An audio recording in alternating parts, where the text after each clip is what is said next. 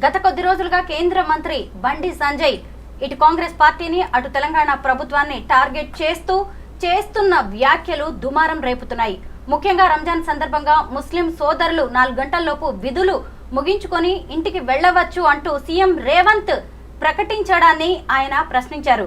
మరి అయ్యప్ప భక్తులు, భవానీ భక్తులు, హనుమాన్ భక్తులకు ఇలాంటి మినహాయింపులు లేవా అంటూ ప్రశ్నించారు. అలాగే రాహుల్ గాంధీని, సోనియాని టార్గెట్ చేస్తూ మత సంబంధమైన వ్యాఖ్యలు కూడా ఆయన చేశారు. ప్రస్తుతం నాతో పాటు టీపీసీసీ మీడియా అండ్ కమ్యూనికేషన్స్ విభాగం చైర్మన్ సామా రామ్మోహన్ రెడ్డి గారు ఉన్నారు. ఆయనతో మాట్లాడి అసలు ఎందుకు కేంద్ర మంత్రి తమ ప్రభుత్వాన్ని ఇంతగా టార్గెట్ చేస్తున్నారు అనేది ఆయన్ని అడిగి తెలుసుకుందాం. నమస్తే రామ్మోహన్ గారు. నమస్తే అండి. కేంద్ర మంత్రి బండి సంజయ్ గత కొద్ది రోజులుగా ముఖ్యంగా రేవంత్ రెడ్డి గారిని అలాగే మత సంబంధమైన వ్యాఖ్యల్ని కలిపి ఆయన మాట్లాడడం అనేది చర్చనీయాంశంగా మారుతోంది. ముఖ్యంగా కాంగ్రెస్ పార్టీలో, కాంగ్రెస్ లీడర్లలో హిందువులు లేరా అని ఆయన ప్రశ్నించారు. మీరేమంటారు? అంటే ఎంతసేపు బండి సంజయ్ గారికి స్వార్థం తప్ప సమాజ హితం అనేటటువంటి ఆలోచించినటువంటి చరిత్ర ఇప్పుడు లేదు. అందులో ఇంకొకటి, చుట్టూ జరుగుతున్నటువంటి వాస్తవాలు, అసలు విషయాలు అనేటటువంటి అవగాహన అనేటటువంటిది ఉన్నప్పటికీ కూడా కావాలని విద్వేషాలు రగిల్చేటటువంటి రాజకీయ వ్యాఖ్యలు ఎందుకు చేస్తారు అనేది ఆయన జవాబులు చెప్పాలి. ఎందుకు అనంటే I just wanted to show, ఆయన ఏమన్నాడండి, ఇప్పుడు ఒక సర్క్యులర్ ఇచ్చిరన్నా తెలంగాణ సర్కార్, మరి వెళ్ళిపోవచ్చు అని చెప్పిండ్రు, 3 గంటలకే వెళ్ళిపోవచ్చు అని అన్నారు. మరి అట్లాంటప్పుడు నా అయ్యప్ప స్వామి భక్తులు ఏం చేసిరన్నా అని చెప్పి మాట్లాడాడు. నిజమే. అయితే ఈ కాంగ్రెస్ వాళ్ళ రక్తంలో హిందుత్వం ఉందా అనేటటువంటి చాలా పెద్ద పదం మాట్లాడేసిండు. నేనేమంటున్నా అంటే, ఒక చిన్న ఉదాహరణ, అయ్యప్ప స్వాములు, ఏ అయ్యప్ప స్వాములను ఉద్దేశించి బండి సంజయ్ గారు మాట్లాడిండో అదే అయ్యప్ప స్వాములు హైదరాబాద్ కెంచి కొట్టాయం అంటే ఏంది, శబరిమలకు పోయేటటువంటి రైలు ఉంటుంది కదా, అది నార్మల్గా స్పెషల్ ట్రైన్ అని చెప్పేసి ధరలు అబ్నార్మల్గా పెంచి, అంటే 590 రూపాయలు ఉండాల్సినటువంటి టికెట్ 795 రూపాయలు చేస్తే అది అందరికి ఇబ్బంది అవుతుంది. ఇది కొంచెం దీని గురించి ఏమైనా మీకు ఆలోచన ఉందా? యథావిధి రేట్లని తగ్గించి కూడా అడగలేరు, యథావిధి రేట్లని మరీ పెంచి దండుకునేటటువంటి దానికంటే యథావిధి రేట్లను పెట్టవచ్చు కదా, అయ్యప్ప స్వామి భక్తులు అందరు శబరిమలకు పోతారని చెప్పి శ్రీకందన్ అనేటటువంటి ఎంపీ పార్లమెంట్లో 14 డిసెంబర్ 2022లో అడిగినటువంటి ప్రశ్నకి లిఖితపూర్వకంగా ఆ రోజు రైల్వే శాఖ మంత్రి అయినటువంటి అశ్విని వైష్ణవ్ ఇచ్చినటువంటి జవాబు ఏందో తెలుసా? స్వరూప గారు, 2015 మా విధానాల ప్రకారం, నరేంద్ర మోడీ గారు తీసుకొచ్చినటువంటి విధానం ప్రకారం అయ్యప్ప స్వాములకి ఏదైతే మేము ధరలు పెంచి టికెట్ల మీద దండుకుంటున్నామో రూపాయి కూడా తగ్గించేటటువంటి విషయమే లేదని చెప్పి తెలిసి చెప్పారు. ఇప్పుడు నేనేమంటున్నా, అదే రైల్వే శాఖకి సంబంధించినటువంటి మంత్రిత్వము ముస్లిం మైనారిటీలకి మాత్రం సూర్యాస్తమయం కంటే ముందే మీరు చేరాలి కాబట్టి మీ సమయాన్ని మీరే చూసుకొని ఎప్పుడైనా వెళ్ళిపోవచ్చు అనేటటువంటి సర్క్యులర్ జారీ చేసింది. అదే అయ్యప్ప స్వాములకేమో యథావిధిగా ధరలు పెట్టు శబరిమలకు పోతాము అని అంటే తగ్గించమని చెప్పి తెలిసి చెప్పినటువంటి వాళ్ళు, మరి అదే సర్క్యులర్ని మాత్రం మైనారిటీలకి మీరు ఎప్పుడైనా వెళ్ళిపోవచ్చు అని చెప్పి అదే రైల్వే శాఖ ఇచ్చింది. ఇప్పుడు నేనేం అడుగుతున్నా బండి సంజయ్ గారిని అని అంటే, మరి ఈ సర్క్యులర్ని ఇచ్చినటువంటి నరేంద్ర మోడీ గారి రక్తంలో హిందుత్వం లేదా, లేకపోతే రైల్వే శాఖ మంత్రి రక్తంలో హిందుత్వం లేదా, లేకపోతే పక్క రాష్ట్రంలో మేము 15వ తారీఖు ఇచ్చినటువంటి దాన్ని మీరు పట్టుకొని, ఆయన అంత పెద్ద మాట అన్నాడు కదా, ఏది అసలు హిందువులేనా, నా అయ్యప్ప స్వామి భక్తులు ఏం చేసిరు అని అంటుండు కదా. మరి 11వ తారీఖు పక్క రాష్ట్రంలో ఆంధ్రప్రదేశ్ నీ పొత్తుతోటి ఉంటున్నటువంటి సర్కార్ సేమ్ సర్క్యులర్ ఇస్తే, మరి ఆడని బీజేపీ వాళ్ళ రక్తంలో హిందుత్వం లేదా, చంద్రబాబు నాయుడు గారి రక్తంలో హిందుత్వం లేదా, పవన్ కళ్యాణ్ గారి రక్తంలో హిందుత్వం లేదా? దీనికి బండి సంజయ్ గారు జవాబు చెప్పాలి. అయితే కాంగ్రెస్ పార్టీ నుంచి మేమేం డిమాండ్ చేస్తున్నామనంటే, బండి సంజయ్ గారు మీకు నిజంగానే హిందువుల మీద అంత ప్రేమ ఉంటే, మనమే కదా ఇప్పుడు కుంభమేళకు కోరిపోతారండి, హిందువులే కదా మొత్తం పోయేది, రైలు ఎందుకు ఉచితంగా ఏవు, ఉన్న రైలే తీసేసినటువంటి పరిస్థితి. అయితే నేనేమంటున్నా, శబరిమలకి పోయేటటువంటిది దేశవ్యాప్తంగా ఉంటున్నటువంటి అన్ని రైళ్ళని కూడా ఉచితంగా అయ్యప్ప స్వామి భక్తులకి కేంద్రంలో బీజేపీ మీద కొట్లాడి ఇట్లాంటి సర్క్యులర్లు ఎట్లా ఇస్తారని కాంగ్రెస్ మీద ఎట్లయితే ఇక్కడ రాష్ట్రంలో కొట్లాడిండో, ఎట్లయితే అసలు హిందువులేనా అని చెప్పి ప్రశ్నించిండో, అవే ప్రశ్నలు నరేంద్ర మోడీ గారు ముంగట పోయి బల్లగుద్ది కొట్లాడి అయ్యప్ప స్వామి భక్తులందరూ కూడా దేశవ్యాప్తంగా ఏ మూల నుంచైనా శబరిమలకు మాత్రం ఉచితంగా స్పెషల్ ట్రైన్లు వేయాల్సిందిగా కాంగ్రెస్ పార్టీ డిమాండ్ చేస్తూ ఉంది. సో మనం గాలి మాటలు మాట్లాడుకుంటా అన్ని విషయాలు తెలిసినాక కూడా ఎదుటోళ్ళు అందరు వినేటోళ్ళు పిచ్చోళ్ళు అనేటటువంటి ఉద్దేశంతో మనకు నచ్చినట్టు మాట్లాడతామనంటే అది సబబు కాదంటున్నాం. ఎందుకంటే ఈరోజు ఉంటున్నటువంటి విధానం కాదు ఇది, 30 సంవత్సరాల నుంచి వస్తున్నటువంటి విధానం. మరి అన్నీ తెలిసినాక కూడా నువ్వు ఇట్లాంటి పుల్లలు పెట్టి రాజకీయం ఎందుకు చేస్తావు? అదే నువ్వు కేంద్ర మంత్రి లెక్క ఉన్నప్పుడు నువ్వేం చేయాలి? ఈ రాష్ట్రానికి ఇంకేం నిధులు తేవాలి? మరి ఈడు ఉంటున్నటువంటి అందరు హిందువులే కదా, మనం కూడా దేశవ్యాప్తంగా హిందువులే. హిందువులకు మేలు జరిగేటటువంటి పన్ను ఏమైనా చేస్తున్నావు అంటే ఏం చేస్తలేవు. దీపావళి కాగానే, దసరా కాగానే, సంక్రాంతి కాగానే ధరలు పెంచేసి దండుకునేటటువంటి మీరు అదే మా తెలంగాణలో మా కాంగ్రెస్ సర్కార్ అట్లా చేస్తలేదే. సమ్మక్క సారక్కకి మహిళలు మొత్తం ఎంత దూరంకించైనా పోతురు, ఉచితంగానే పోతురు కదా. మేము టికెట్ల మీద ధరలు పెంచినామా లేకపోతే టికెట్లకు పైసలు వసూలు చేస్తున్నామా? విధానం అనేటటువంటిది ఒకటి తీసుకుంటే మీరు మతం ముసుగులో ఉండి వ్యాపారం చేసేటటువంటి బీజేపీకి, మతము అనంటే మానవత్వము అని చెప్పి చాటి చెప్పేటటువంటి కాంగ్రెస్ పార్టీకి చాలా తేడా ఉంది బండి సంజయ్ గారు. ఈ యొక్క తేడా మీకు ఖచ్చితంగా తెలిసినప్పటికీ కూడా విద్వేషాలని ఆయుధాలు లెక్క ప్రజల మీద ప్రయోగించి మీ రాజకీయ స్వార్థం కోసం మాత్రమే మీ పబ్బం గడుపుకోనికే తెలంగాణ బిడ్డలని అమాయకులను చేసి ఆడుకుందామనంటే కాంగ్రెస్ పార్టీ ఎంటర్టైన్ చేయనీయదు, గుర్తుపెట్టుకోర్రి. దేశవ్యాప్తంగా కులగణన చేపట్టాలి అని రాహుల్ గాంధీ డిమాండ్ చేస్తూ ఉండడం వల్లే దీన్ని డైవర్ట్ చేయడానికే ఇలా బండి సంజయ్ ఆయన్ని మత రాజకీయాల్లోకి లాగుతున్నారు అని మంత్రి సీతక్క గారు వ్యాఖ్యానించారు. మీరేమంటారు? ఇప్పుడు అంతే కదా. ఇప్పుడు ఫస్ట్ ఆఫ్ ఆల్ బీసీ ప్రధానమంత్రి అని చెప్పినటువంటి నరేంద్ర మోడీ గారు మరి ఆ బీసీల రిప్రజెంటేటివ్ అని చెప్పుకొని ముఖ్యమంత్రి నుంచి ప్రధానమంత్రికి వచ్చినప్పుడు మరి ఆ బీసీ కులగణన అనేటటువంటిది ఎప్పటి నుంచో పెండింగ్ ఉంది, ఒక డిమాండ్ ఉంది అని అనుకుంటున్నప్పుడు మరి చేయాల్సినటువంటి బాధ్యత అలభుజాల మీదే ఉంది కదా, ఎందుకు చేస్తలేరు? అంతెందుకు ఈటెల రాజేందర్ గారిని కూడా తీసుకోండి. ముందేమో బీసీలకు న్యాయం చేయాలని అంటే బీజేపీ మాత్రమే దిక్కు అని అన్నాడు.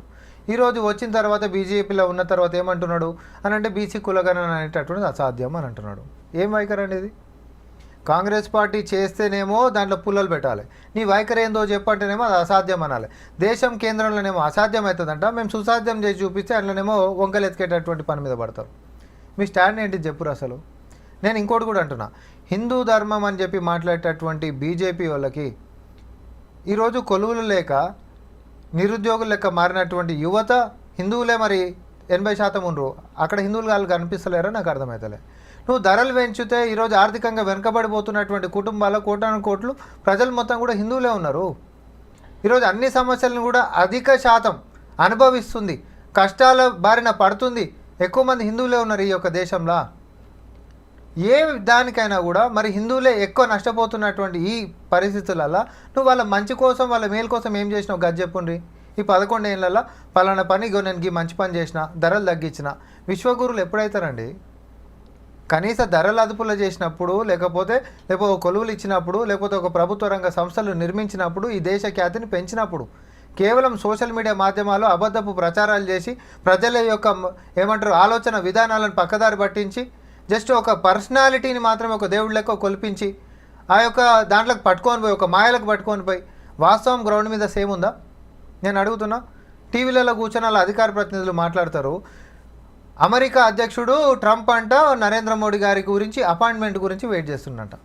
చదువుకున్నటువంటి వాడు ఎవడని ఒప్పుకుంటాడా? ఇది నిజమా? పోనీ అబద్ధాలు ఎవరికి చెప్తున్నాం? ఇంట్లో సొంతోళ్ళు చేసుకున్న వాళ్ళు చెప్తేనే అబద్ధం చెప్తే సైన్స్ అన్నటువంటి వాళ్ళం ఉంటాం మనం. అసొంటిది సమాజంలో కావాలనే అబద్ధాలని చెప్పి అవే నిజాలని నమ్మించేటటువంటి ప్రయత్నం చేస్తారంటే ఆ పార్టీని ఎట్లా నమ్ముతారు? అందుకని నేను దాన్ని పువ్వు పార్టీ అన్న చెవుల పువ్వు పార్టీ అని అంట. నేను దాన్ని నమ్మొద్దు అని అంట. వాస్తవాలు చదువుకున్నటువంటి పిల్లలు ఎవరన్నా ఉంటే క్రాస్ చెకింగ్ చేసుకొని మన ఫ్యాక్ట్స్ ఏం జరుగుతున్నాయి, ఏమవుతుంది సమాజంలో అనేటటువంటి డిస్కషన్లకు రావాలి. Let us debate on that. Progress report మీద మాట్లాడదాం మనం. ఎన్ని కొలువులు ఇచ్చిరు రండి, స్విస్ బ్యాంక్ ఇచ్చి ఎంత డబ్బులు తెచ్చిరు రండి, అప్పులు 1,29,00,000 కోట్ల అప్పులు ఈ 11 సంవత్సరాల్లో ఎవరి కోసం చేసిరు, అవి ఎవరికి పోయినాయో చెప్పండి. రైతులకు 1,00,000 రూపాయలు రుణమాఫీ చేసిన చరిత్రనైతే లేదు ఇప్పటిదాకా. కొలువులు ఇచ్చిన చరిత్ర లేదు. అవునమ్మా రైల్వేస్ని అద్భుతంగా డెవలప్ చేసిరా అంటే అట్లాంటి చరిత్ర లేకపోయి, ఒక ప్రభుత్వ రంగ సంస్థ కట్టిరా అంటే లేకపోయి, ఒక డ్యామ్ కట్టిరా అంటే లేకపోయి, మరి సొమ్మంత ఏడిపోయింది? కార్పొరేట్ల జోబులకు పోయింది. కార్పొరేట్ ఫ్రెండ్లీ బీజేపీ ఈరోజు పేద ప్రజలని అడ్డం పెట్టుకొని మతం ముసుగుల మాయల వాళ్ళని దింపేసేసి వాళ్ళనేమో క్షేత్రంలో పిల్లలు కొట్టుకదావాలి, మన పిల్లలు మాత్రం ఐసీసీలో పోయి చైర్మన్లు కావాలి. So that is the difference. కొత్త జనరేషన్ అనేటటువంటిది ఆలోచించలేరు, ఆలోచించకూడదు, అబద్ధాలతో వాళ్ళని ఆడికే అంటిపెట్టాలనేటటువంటి కుట్రలని కాంగ్రెస్ పార్టీ సాధించదు. రామ్మోహన్ గారు, మీరు ఇప్పుడు ఒక మాట అన్నారు, కులగణన అనే అసాధ్యాన్ని మేము సుసాధ్యం చేసి చూపించాము అని. మరి మీ కులగణన రిపోర్టుని మీ సొంత పార్టీ వాళ్ళే విమర్శిస్తున్నారు, ఏకంగా తగలబెట్టేశారు, అది తప్పుల తడక అంటూ ఎన్నో విమర్శలు చేశారు. దీన్ని మీరు ఎలా సమర్థించుకుంటారు? అది ఫస్ట్ ఆఫ్ ఆల్ అంటే ఎవరికైనా ఏ స్వేచ్ఛనైనా ఉంటుంది. ఈ కులగణన చేసినప్పుడు అనేక కులాల నుంచి వచ్చినటువంటి వాళ్ళు కొంతమంది మాకు అన్యాయం జరిగిందని అనుకుంటారు, కొంతమంది నిజం చెప్పాలంటే అందరికీ అన్యాయం జరిగిందని ఉంటుంది, ఎందుకంటే మాకు కూడా తోడమంత ఎక్కువ వస్తేనే బాగుండు అనేటటువంటి అంశం. కానీ నేనేమంటున్నా అంటే అందరూ ఒక రిఫరెన్స్ పాయింట్ ఏది తీసుకుంటారు, ఒక బేస్ పాయింట్ ఏది తీసుకుంటారు, అసలు ఏ రిపోర్ట్ తీసుకుంటారండి? 2015లో బీఆర్ఎస్ ఆ రోజు టీఆర్ఎస్ పార్టీ చేసినటువంటి కులగణన రిపోర్ట్ తీసుకుంటారు. నేనేమంటా 2011లో జాతీయంగా అంటే దేశవ్యాప్తంగా ఉంటున్నటువంటి జనగణన రిపోర్ట్ని 2015లో ఈ రాష్ట్రంలో చేసినటువంటి కులగణన రిపోర్ట్ని గిట్ట మీరు పరిశీలిస్తే 18 లక్షల మంది జనాభా పెరిగారు తెలంగాణలో. ఆ లెక్కల ప్రకారం కంపేర్ చేస్తే ఆ 18 లక్షలలో 15 లక్షల మంది కేవలం ఎస్సీలు ఎస్టీలు పెరిగారు అని ఉంటుందండి లెక్క. అంటే బీసీలు ఓసీలు ఎవరైతే ఇంచుమించు 70% ఉంటారో వాళ్ళ సంఖ్య కేవలం 3 లక్షలు పెరుగుతుంది, ఎస్సీ ఎస్టీలు మాత్రం 15 లక్షలు పెరిగిపోతారా? అదేమన్నా సబబుగా ఉందా? కరెక్ట్గా అనిపిస్తుందా? మీరు ఆ రిపోర్ట్ని పట్టుకొని దాన్ని బేస్ చేసుకొని మనం మాట్లాడుకుంటూ పోతే ఎట్లా? అసలు దానికి ఏం శాంక్టిటీ ఉంది? దానికి ఒక చట్టబద్ధత ఉందా? అదేమన్నా అసెంబ్లీలో తీర్మానం పాస్ అయిందా? చట్టసభలలో చర్చలకు వచ్చిందా? దాంతో ఒక విధానం అనేటటువంటిది తీసుకొని వచ్చిండ్రా? దాన్ని బేస్ చేసుకొని అసలు ఎట్లా మాట్లాడతారు? అసలు దాన్ని బేసే తప్పు అంటున్నాను నేను. సో దాన్ని బేస్ చేసుకొని మాట్లాడుతున్నటువంటి ఏ దాన్నైనా కూడా మనం సీరియస్గా తీసుకోవాల్సినటువంటి అవసరం లేదు. హిందుత్వ వ్యాఖ్యలు చేసిన మీటింగ్లోనే బండి సంజయ్ గారు ఇంకొన్ని వ్యాఖ్యలు కూడా చేశారు మీ పార్టీకి సంబంధించి. ముఖ్యంగా మీ కాంగ్రెస్ పార్టీ దాదాగిరి ఇంకెన్ని రోజులో కాదు, ఒక 5-6 నెలలు నడుస్తుంది. ఆ తర్వాత మీ ప్రభుత్వం ఉంటుందో ఊడుతుందో కూడా మీకే తెలియదు, రాబోయేది మా ప్రభుత్వం తెలంగాణలో అంటూ ఆయన జోస్యం చెప్పారు. ఏంటి దీని అర్థం? ఆయన జోస్యం కాదు, ఆయన మానసిక పరిస్థితి గురించి ప్రజలు గుసగుసలు ఆడుకుంటారు. ఫస్ట్ ఆఫ్ ఆల్ 4 నెలలు అదవుతుంది, ఎందుకంటే గతంలో కూడా 100 రోజులలో ఇది అయిపోతుంది అని మొదలుపెట్టినటువంటి వీళ్ళు బీఆర్ఎస్ పార్టీ బీజేపీ కూడా అదే మాట అన్నది. ఇద్దరు ఒకటే స్టాండ్ మీద మాట్లాడతారు కదా ఇప్పటికి కూడా. ఎందుకంటే మేము అధికారంలోకి రాగానే 100 రోజులలోనే కూలిపోతుంది, ఇది ఉండదు అని చెప్పి మొదలైనటువంటి వారి యొక్క జర్నీ ఇద్దరిది, BJP and BRS. Car plus పువ్వు, లేకపోతే పువ్వు ప్లస్ కారు అంటేనే నేను పుకారు అని అంటే ఇద్దరిని కలిపి. ఈ పుకార్లు నమ్మాల్సినటువంటి అవసరం లేదు. అట్లాంటి పుకార్లు ఇద్దరు కలిసి ఎన్నో చేసుకుంటూ వచ్చారు. ఏ పుకారు కూడా మరి నిజమైనటువంటిది లేదు. అట్లాంటి పరిస్థితుల్లో కాంగ్రెస్ పార్టీ రాదు. ఎందుకంటే ప్రజల్ని నమ్ముకొని సంక్షేమాలని, అభివృద్ధిని, అభ్యున్నతిని, ప్రగతిని నమ్ముకొని మేము ముందుకు పోతున్నటువంటి పరిస్థితులలో ప్రజలు మా వెంట నిలబడ్డప్పుడు నేను రోడ్డు మీద రైతులు ఎంతమంది వచ్చి ధర్నాలు చేయంగా విన్నారు స్వరూప గారు? ఒకటి స్ట్రైట్గా చెప్పండి టక్మని. ఈ 14 నెలల్లో ఫలానా కాడికి రైతులు మొత్తం వచ్చి ఎస్ మాకు రుణమాఫీ జరగలేదని చెప్పి చేసినటువంటి ధర్నా చూపించండి. లేకపోతే మాకు బోనస్ ఇవ్వలేదు అనేటటువంటి అంశం చూపించండి. మాకు గిట్టుబాటు ధర ఇవ్వలేదు అనేటటువంటి అంశం చూపించండి. ఎందుకు జరుగుతలేదు? ఎందుకంటే ప్రజల్లోకి, రైతుల్లోకి సంక్షేమాలైనా, అభివృద్ధి అయినా, అభ్యున్నతి అయినా పారదర్శకంగా ప్రజాపాలన తీసుకొని పోతుంది. కాబట్టి మీరు ఎన్ని కుట్రలు చేసినా, ఇద్దరు కలిసి కుయుక్తులతో ఎన్ని చేసినప్పటికీ కూడా మీ పేల్తలేవు. కాబట్టి మీ పుకార్లకి బలం లేదు. కాబట్టి సో బండి సంజయ్ గారు పదే పదే అసలు విషయాలను పక్కన పెట్టి, ప్రజలకు ఉపయోగపడేటటువంటి అంశాలను పక్కన పెట్టి, విద్వేషపు వాతావరణం రగిల్చేటటువంటి వ్యాఖ్యలని పదే పదే మాట్లాడడము, లేకపోతే అర్ధరహితంగా ఉండేటటువంటి ఇట్లాంటి వ్యాఖ్యలు మాట్లాడడంతో ఆయన నిమగ్నం అయిపోయాడు. సో ఒక ఆలోచన తెలంగాణ ప్రజలకి స్పష్టంగా మాత్రం ఏమొచ్చిందంటే, కేంద్ర మంత్రి అయినప్పటికీ కూడా ఈయన మాత్రం గల్లీల లీడర్ లెక్క కూడా వ్యవహరిస్తలేడు, ఈయన తీరు అనేటటువంటి మారలేదని. అసలు కుంపటంత ఏంటిదో చెప్పనా? వాళ్ళ పార్టీలో పార్టీ అధ్యక్షుడు దాని గురించి పంచాయతీదంతా ఎవరు ఎక్కువ ప్రజెన్స్ ఉంటే వాళ్ళ దాని గురించి అనేటటువంటి పంచాయతీ మా మీద పడేస్తే మేమేం చేస్తాం చెప్పురి? కాంగ్రెస్లో టాప్ 5 ఎమ్మెల్యేస్ మాత్రమే సంతృప్తిగా ఉన్నారు, మిగతా వాళ్ళందరూ కూడా చాలా అసంతృప్తిగా ఉన్నారు. మేము ఎప్పుడు గేట్లు తెరిస్తే అప్పుడు మా పార్టీలోకి రావడానికి రెడీగా ఉన్నారు. ముఖ్యంగా ఏంటంటే మా ప్రజలకు మేలు జరగట్లేదని, ప్రజలు అడిగే ప్రశ్నలకు సమాధానం చెప్పలేక ఏమీ అర్థం కాని స్థితిలో మీ పార్టీలో ఎమ్మెల్యేలు ఉన్నారంటూ ఇదే బండి సంజయ్ వ్యాఖ్యానించారు, కామెంట్స్ చేశారు. దీని మీద మీ అభిప్రాయం? ఎప్పుడన్నా పార్టీలో చేరుతాము అని అంటే వదిలిపెట్టే బాపతులేనా ఈ పువ్వు పార్టీ వాళ్ళు? చెవుల పువ్వు మాటలు కాకపోతే ఎందుకండి ఇవన్నీ?